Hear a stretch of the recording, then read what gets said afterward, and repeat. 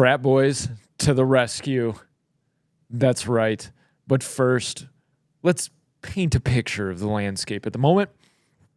Now, we've talked about the pro-Palestinian protests. We've made mention of there seems to be a Marxist thing going on here. And sure enough, one of the organizers said the quiet part out loud while she was talking to some protesters, said, there's only one solution. Intifada revolution. We must have a revolution so we can have a socialist reconstruction of the USA. Told you. And you'll notice that, so when they were pulling people out of the building in Colombia, there were agitators there that were not students of the school. They had come from other places. And this seems to be a coordinated thing. There's even stuff coming out that, hey, these protests may have been planned as early as November 2023, which would make sense because that's right after October. And of course, it's spring. And I was actually having a conversation with a friend on Facebook that, isn't it interesting that these protests going back decades tend to happen in the spring? And that is kind of interesting. Do with that what you will. However, there is some moments of hope. And I wanted to bring these up because it gets doom and gloom. You see all the chaos and you go, oh my gosh, BLM 2.0, we're going to have another summer of love, all of that. And I get it. I'm with you. It's frustrating. It's like, man, when will people start stepping up? I think people are starting to step up. And the cool thing about this is it's not directly tied to race, so people aren't as scared and finicky to get involved in it. Because race is such a deep dividing factor.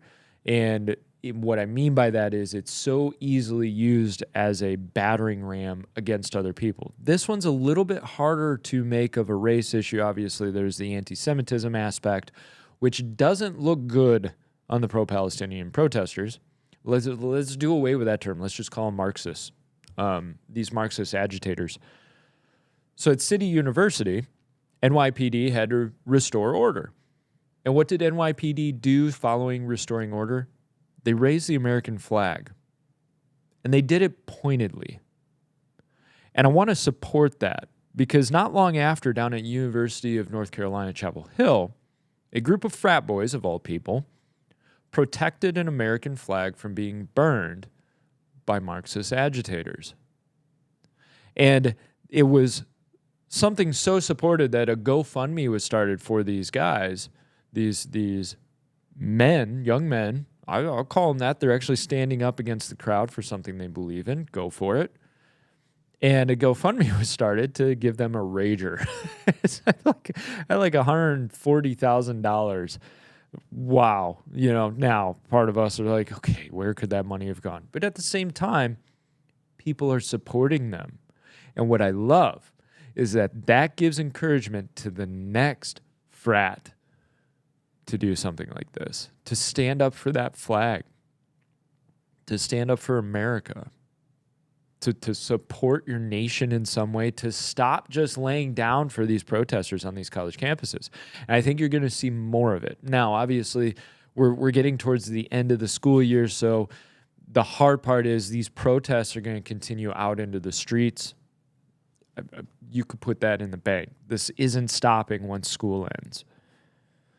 So will you have a visceral response from the other side? I think you will. I think the conservative side learned something through BLM and the Antifa riots and all of that, is that there comes a line where you have to start defending yourself and not worrying about what everybody's going to think and not even worry about the police and all of that, because this is more of a value system at stake going on here. And so I wanted to bring this out as a bit of hope of there are people standing up. I give it to the NYPD for raising that American flag. That goes a long way, NYPD. And those officers who are sick and tired of all of this crap from the top on down to the bottom, because they've had to put up with politicians telling them, we're just going to send the criminals back out on the street. We're not going to do bail. We don't care about whether or not you arrest that guy because we're going to let him out. Like, they need something to believe in, a lot of these guys. They're doing the job for a reason. And maybe they need that glimmer of hope of, I'm standing for the flag. I'm standing for America. I'm standing for my countrymen who don't want to see Marxist, socialist agitation and takeover. They don't want to see a revolution in that, especially in that sense, right? So take some hope from it. All is not lost. There's energy. Now, obviously, that means things will get more dicey. They're going to get more upheaval. But I think a lot of people are okay with that at this point. Because let me tell you what, if we keep going the same route, then where does it end? If you don't stand for something, you'll fall for anything. In America, and I'm not calling for violent revolution. I'm calling for stand up for your rights, stand up for your values. It's time to stop thinking that you can be nice and placate people into believing what you believe, because especially this side, these Marxist agitators, it's a religion to them. It's a religion. You can't argue somebody out of their religion if they're deep enough in it. And so I say that to let's support these guys. Let's continue to defend the flag. And I don't say that just like America. I say that because right now it's the symbol that the other side wants to take, because they know it means something.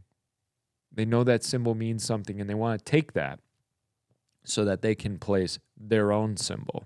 And sometimes you've got to fight for symbols. If you guys enjoy content like this, please, by all means, subscribe, click the notification bell, shoot us an email, leave us a comment. We love you guys. Have a great day.